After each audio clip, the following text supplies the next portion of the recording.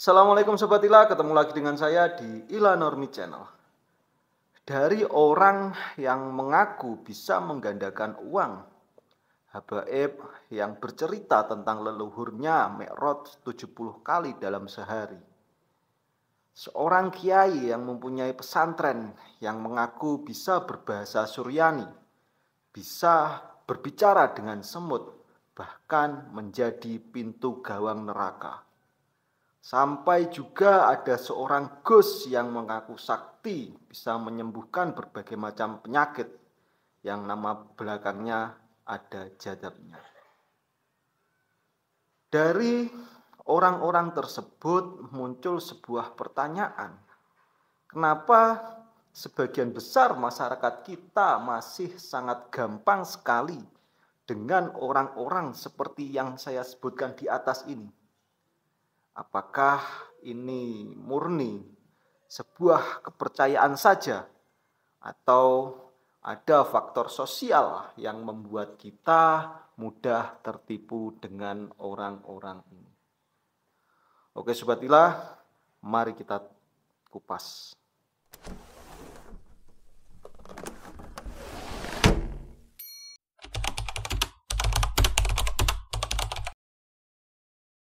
Ada sebuah lembaga survei pada tahun 2021 yang menyatakan di dalam surveinya itu sekitar ada 49% masyarakat Indonesia itu percaya dengan hal-hal yang mistis atau supernatural. Ada juga sebuah studi dari Universitas Indonesia pada tahun 2019 yang menyatakan bahwasanya 70% masyarakat Indonesia itu lebih percaya pada omongan tokoh yang karismatik daripada fakta ilmiah. Dari survei dan studi yang barusan saya sebutkan, kita bisa mengambil sebuah kesimpulan apa saja faktor-faktor yang menyebabkan atau yang membuat masyarakat Indonesia ini sangat mudah percaya sekali terhadap seseorang yang mengaku dirinya itu sakti. Faktor yang pertama yaitu budaya feodal. Faktor yang kedua, rendahnya literasi sains. Dan faktor yang ketiga adalah efek bias konfirmasi. Kita akan mengulas dari faktor yang pertama, yaitu budaya feodal. Diakui tidak diakui bahwasannya dari sejak zaman kerajaan sampai detik ini, masyarakat kita itu sudah terbiasa tunduk dengan orang-orang yang terlihat mempunyai kekuasaan. Itu bisa kita lihat di dalam kehidupan sehari-hari. Dan budaya feodal yang terjadi di dalam masyarakat ini itu dimanfaatkan oleh oknum-oknum, mungkin oknum habaib, oknum kiai, oknum dukun, yang memanfaatkan budaya feodal ini untuk mengelabui bahkan menipu masyarakat kita agar meyakini apa yang mereka ucapkan.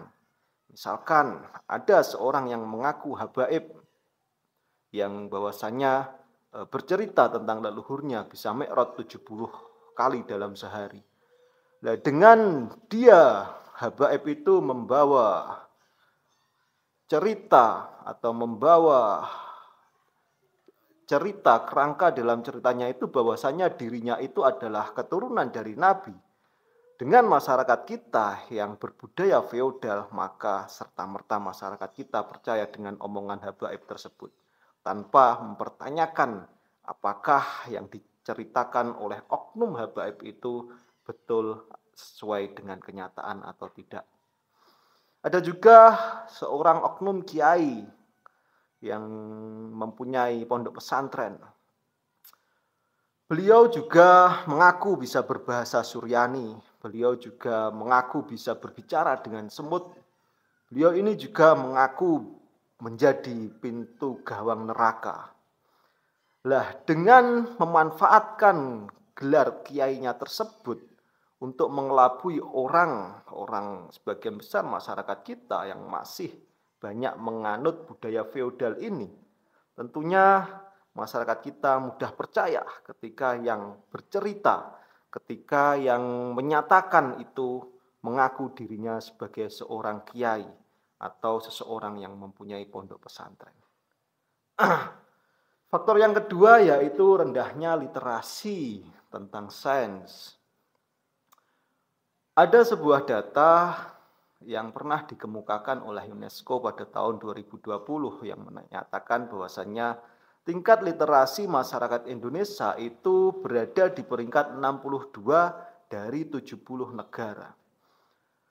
Hal ini membuktikan bahwasannya faktor rendahnya literasi ini sangat memungkinkan sekali masyarakat kita itu mudah ditipu dengan orang-orang yang mengaku mempunyai kesaktian ini.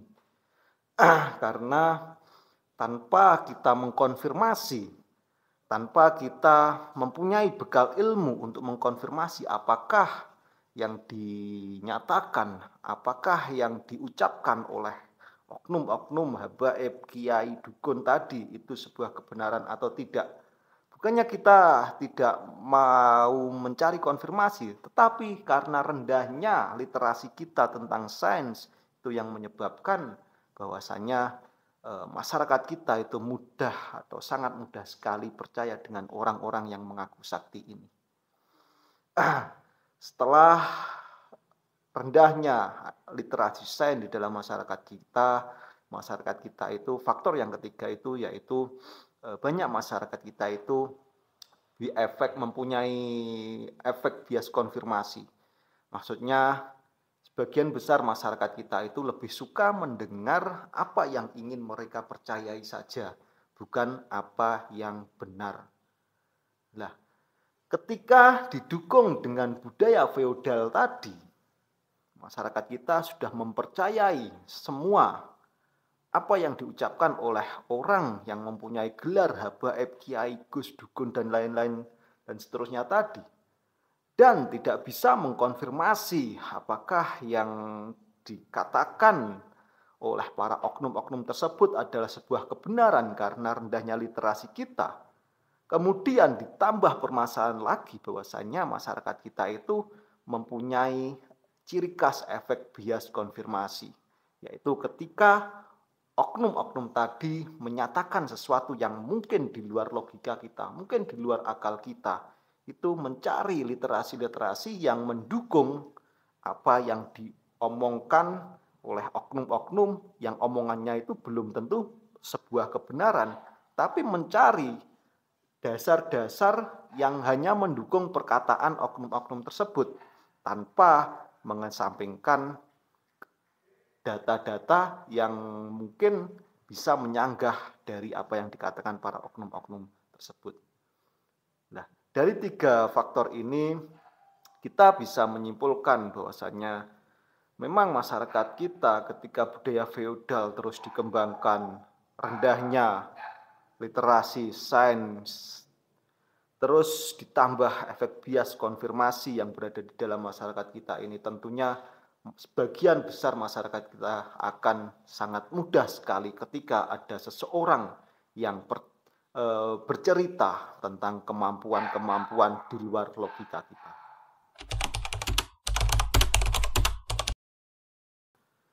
Ada banyak kasus yang terjadi di dalam masyarakat kita, yang dimana masyarakat kita itu percaya kepada seseorang yang mengaku sakti ini. Dimulai kasus yang pertama, yaitu kasus adanya Kanjeng Dimas, yang dimana Kanjeng Dimas ini mengaku bisa menggandakan uang.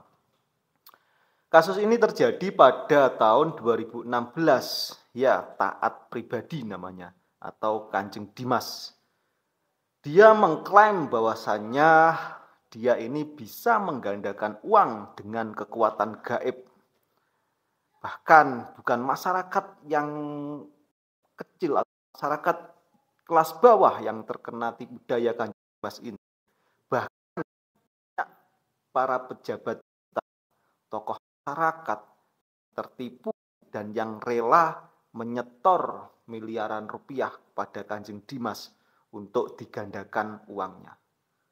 Dan akhirnya terbukti bahwasanya apa yang dilakukan Kanjeng Dimas itu adalah sebuah penipuan dan dia ditangkap dan dijatuhi hukuman 20 tahun penjara.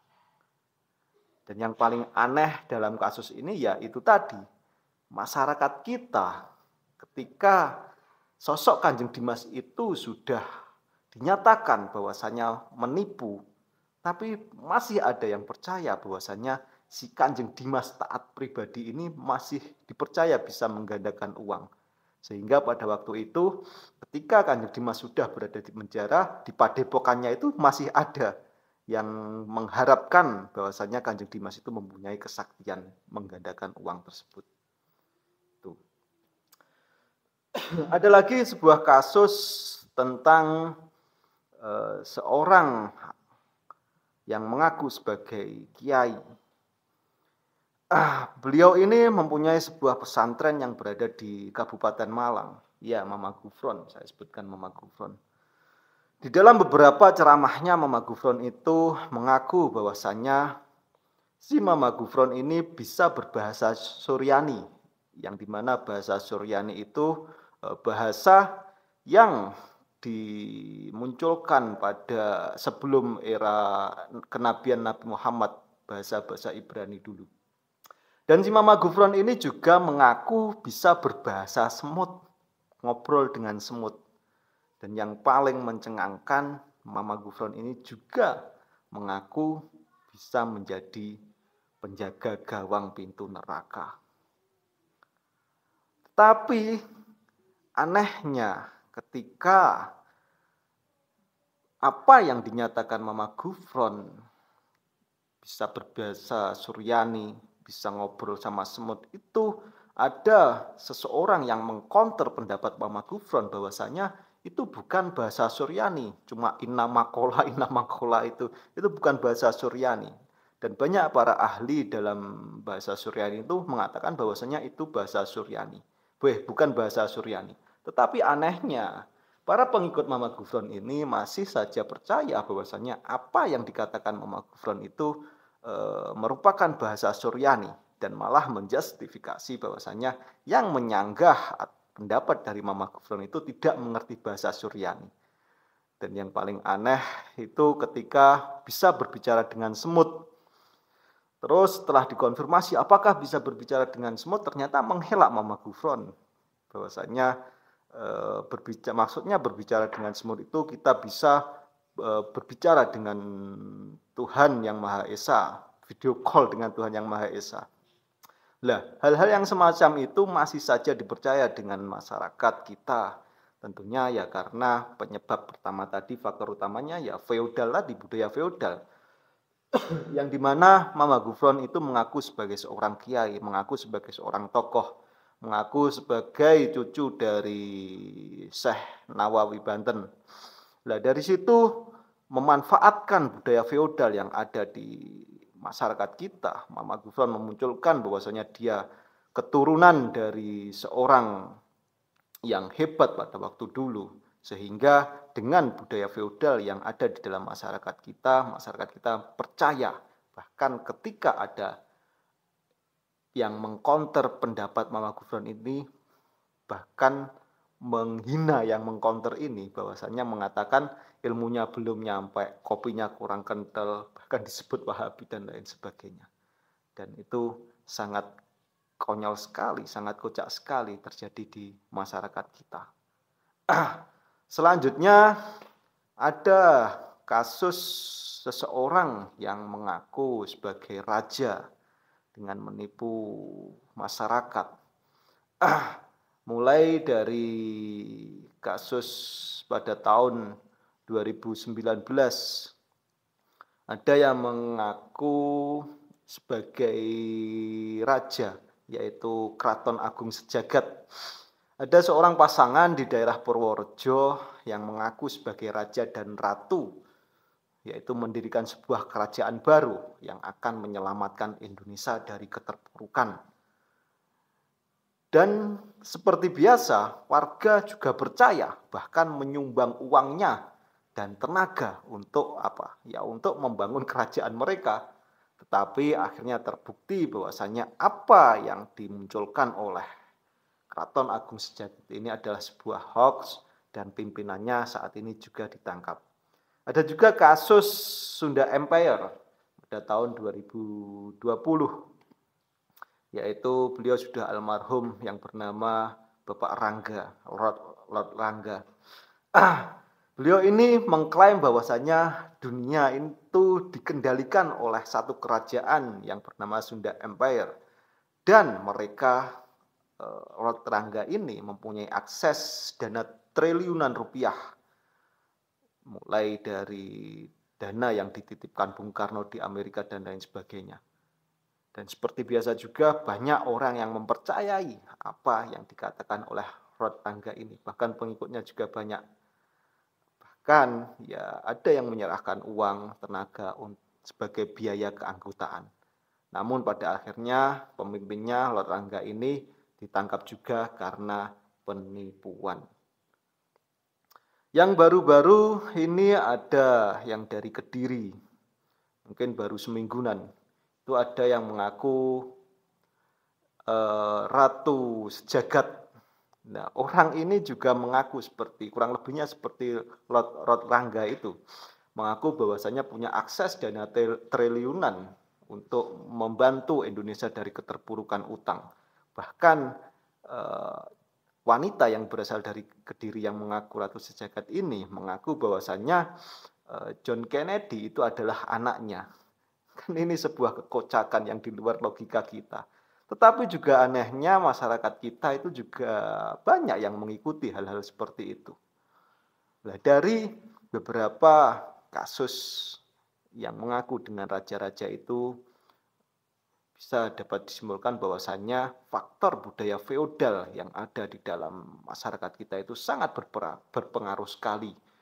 Bahwasanya masyarakat kita mudah percaya ketika ada seseorang itu yang mengaku dari keturunan raja, seseorang itu mengaku keturunan dari seorang kiai, seseorang itu mengaku dari keturunan Rasul, misal. Nah, itu sangat mudah percaya sekali karena orang-orang oknum-oknum yang mengaku tersebut menyandarkan dirinya kepada tokoh-tokoh yang hebat, di mana masyarakat kita sangat menghormati tokoh-tokoh yang hebat itu. Jadi dengan penghormatan terhadap tokoh-tokoh yang hebat itu, orang-orang kita yang masih sangat menganut budaya feodal itu dengan serta-merta percaya apa yang diomongkan orang-orang tersebut. Sebetulnya kalau kita melihat kenapa begitu mudahnya masyarakat kita percaya dengan orang-orang yang mengaku bahwasannya orang tersebut mempunyai kekuatan supernatural tadi. Tidak serta-merta disebabkan 3 faktor yang saya sebutkan tadi. Coba kita melihat dari berbagai macam faktor. Yang akan kita mulai mungkin dari faktor psikologis, dan yang kedua faktor sosial, dan yang ketiga faktor media atau algoritma digital pada saat ini, dan yang keempat adalah faktor ekonomi.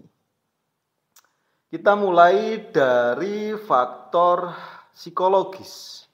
Dari faktor psikologis ini, orang suka percaya dengan hal-hal yang mereka ingin percayai. Yang bisa saya sebutkan tadi faktor bias konfirmasi. Selain bias konfirmasi, di dalam faktor psikologi ini ada yang namanya halo effect, atau bisa kita dengar seperti pada umumnya halo effect. Maksud dari halo effect ini, jika seseorang itu tampak kewibawaannya atau tampak karismatiknya, mulai seseorang itu berpakaian, mulai seseorang itu pembawaannya dalam berbicara dan lain sebagainya. Nah, orang tersebut bisa mempengaruhi apa yang ditampilkan atau apa yang ingin dipengaruhi kepada masyarakat. Sehingga kalau kita lihat dari kasus-kasus yang saya sebutkan tadi, itu ada halo efek di situ. Misalkan seperti tokoh agama. Beliau-beliau ini atau oknum-oknum dari tokoh agama ini selalu berpakaian memakai imamah, memakai jubah, atau oknum kiai yang basicnya kiai tersebut jalannya dengan dasar Nusantara, misalkan memakai belangkon atau pakaian-pakaian tradisional yang lainnya. Atau kasus-kasus yang mengaku menjadi seorang raja tadi, mereka menampilkan pangkat-pangkat yang begitu banyak. Lah, dari banyak orang yang mempercayai seseorang hanya karena disebut Habib, guru atau kiai tersebut tanpa mengecek keilmuan atau kebenaran bahwasanya apakah yang mereka tampilkan dengan simbol-simbol itu apakah mewakili dengan simbol-simbol yang dia tampilkan itu. Selanjutnya kita masuk pada faktor sosial, yaitu adanya yang saya jelaskan di awal tadi, adanya budaya atau tradisi feodalisme. Selain tradisi feodalisme yang ada di dalam masyarakat kita, yaitu ada lagi tradisi pengkultusan individu, yang dimana bisa kita lihat bahwasannya sebagian besar masyarakat kita ketika mendengar bahwasanya orang tersebut bergelar kiai, bergelar habaib, bergelar gus atau lain sebagainya, masyarakat kita cenderung lebih mengkultuskan, lebih menghormati yang berlebihan kepada orang-orang tersebut. Itu terjadi sudah sejak dulu sekali. Masyarakat kita terbiasa mengikuti pimpinannya tanpa banyak bertanya. Karena ya sudah mengkultuskan tadi. Dengan pengkultusan tersebut sehingga apa yang selalu keluar dari tokoh-tokoh yang dikultuskan itu, baik ucapan, tingkah laku, perbuatan, dan lain sebagainya, itu pasti dianggap benar. Selain itu, faktor sosial yang membuat masyarakat kita mudah percaya dengan orang tersebut, yaitu adanya tekanan sosial atau fear of missing out, atau yang biasa lebih kita kenal dengan istilah FOMO. Sebagian masyarakat kita itu hanya ikut-ikutan karena takut dianggap berbeda atau sesat jika tidak mengikuti keyakinan mayoritas yang ada pada waktu itu. Misalkan, jika semua orang di desa tersebut itu percaya pada satu dukun, misalkan, dan percayanya itu bisa menyembuhkan penyakit, misalnya. Nah, maka seseorang yang berada di dalam lingkungan desa tersebut pasti akan sulit untuk skeptis. Karena apa? Ya karena takut dikucilkan. Maka dari itu ya wes percaya saja, ikut-ikutan percaya saja dengan begitunya tanpa mempertanyakan apakah yang dilakukan dukun tersebut itu adalah sebuah kebenaran atau cuma tipu muslihat saja. Itu. Selanjutnya masuk ke faktor yang ketiga, yaitu faktor media dan algoritma digital. Pada dunia modern ini sangat berpengaruh sekali bahwasanya faktor media, algoritma digital ini, yaitu karena adanya media ini memperkuat tokoh ketokohan, bahkan pengkultusan tokoh itu melalui media, algoritma media. Maksudnya gimana? Algoritma media ini sering memperkuat konten-konten yang viral saja, meskipun itu hoax, meskipun itu tidak masuk akal.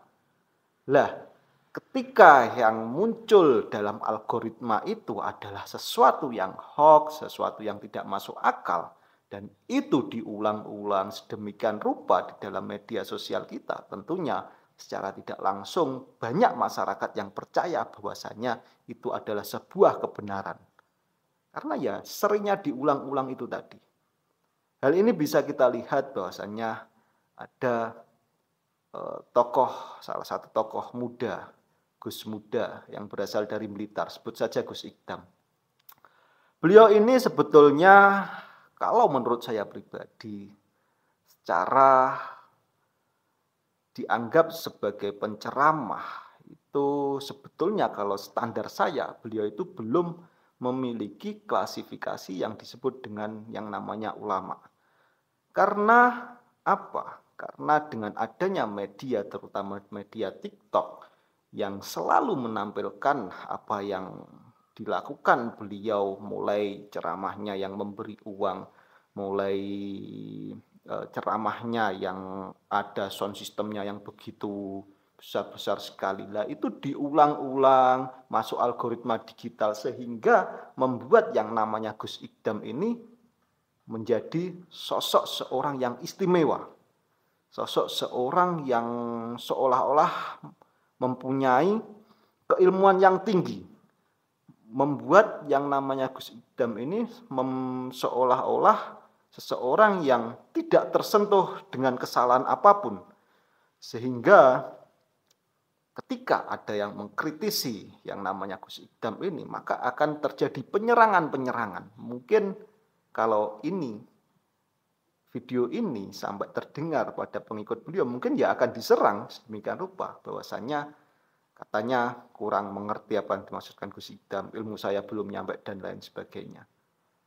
Lah kalau membandingkan seorang ulama, seseorang yang bisa dikatakan itu cerdas, pintar menjadi seorang ulama, seharusnya ya bandingkan dengan tokoh-tokoh yang dianggap sebagai ulama.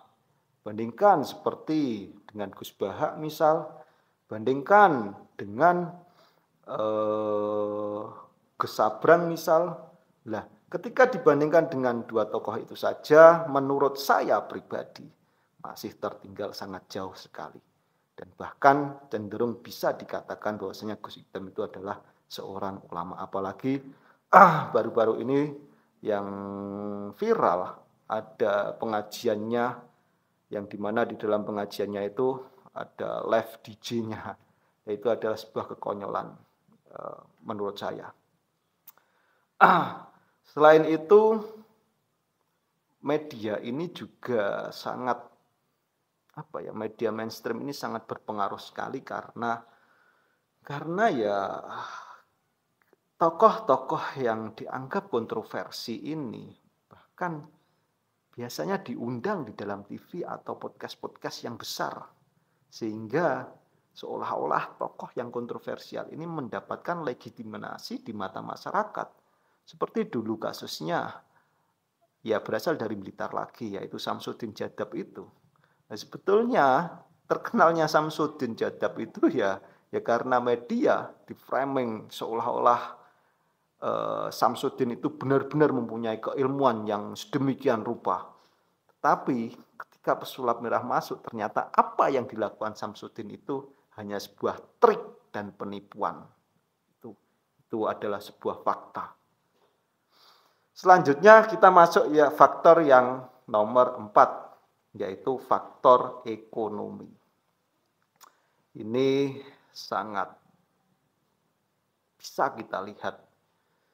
Kejadian faktor ekonomi ini seringkali berdampak kemana-mana di dalam kehidupan kita bermasyarakat. Karena kurangnya ekonomi ini banyak masyarakat kita sebagian besar itu mencari jalan pintas untuk mendapatkan keinginan perekonomian ini. Keinginan cepat kaya dengan jalan pintas. Sehingga apa? Sehingga ya yang disibukkan mendatangi tokoh-tokoh yang dianggap sakti. Tokoh-tokoh yang dianggap sakti bisa mendatangkan uang, bisa mendatangkan kelarisan di dagangannya. Padahal tokoh-tokoh yang dianggap sakti itu ya kehidupannya di bawah garis kemiskinan juga. Nah, ini sesuatu yang tidak masuk akal sekali ketika kita mendatangi seseorang yang miskin, seseorang yang kurang uang, tetapi kita berharap seseorang yang kurang uang ini bisa mendatangkan uang kepada kita. Itu sudah tidak masuk logika. Selain itu, adanya juga keterbatasan akses kesehatan. Nah, ini faktor yang sangat miris sekali di dalam masyarakat kita. Karena keterbatasan akses kesehatan ini banyak masyarakat kita yang percaya bahwasanya penyakit liver dikarenakan jengges, dikarenakan tenung dan lain sebagainya. Sehingga dengan kepercayaan adanya santet, jengges dan lain sebagainya itu, ketika sakit liver, perutnya blending, menggelembung, nah itu yang didatangi bukan dokter, dianalisis dokter secara ilmu kesehatan, tetapi malah datang ke para paranormal, cucuk muncul muncul apa, muncul paku, muncul ini itu. Lah, dari masalah keterbatasan akses kesehatan ini, banyak oknum yang memanfaatkan, oknum-oknum yang tidak bertanggung jawab memanfaatkan kebodohan masyarakat kita, memanfaatkan keterbatasan akses kesehatan di dalam masyarakat kita. Oke, Sobat Ilah, jadi bisa kita simpulkan bahwasanya kenapa mereka, orang-orang yang saya sebutkan tadi, yang saya contohkan tadi itu punya banyak pengikut.